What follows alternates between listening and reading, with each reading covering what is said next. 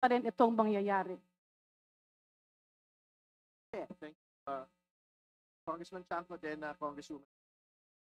Mr. Chair, yun na nga ang problema, no?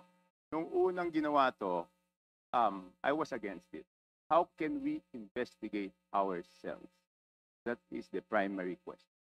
So kung ang isang congressman, sabi nyo kanina, kahit sino masagasaan, wala tayong sasantuhin, kahit congressman, kahit senador.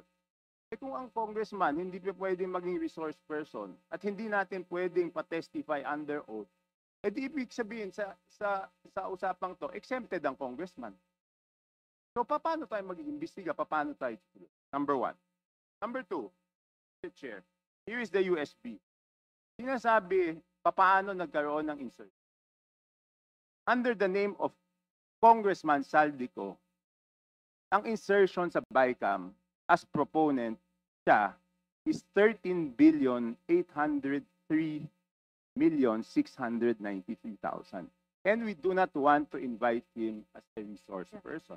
Mr. Chair, sorry. Comsec, can you show this? Para lang Yeah. sabihin, hindi ako Mr. Chair, with nag-invento. due courtesy. Wait, I have the floor. Yeah, i-correct I have ko the lang. floor. Yeah, but I have Mr. the floor. No, Mr. I Chair, have the floor. just to, on the I have the record, floor. on the record, Mr. I Chair, have the floor. we did not refuse to Suspend. I invite. have the floor. Mr. Chair, motion to suspend. Mr.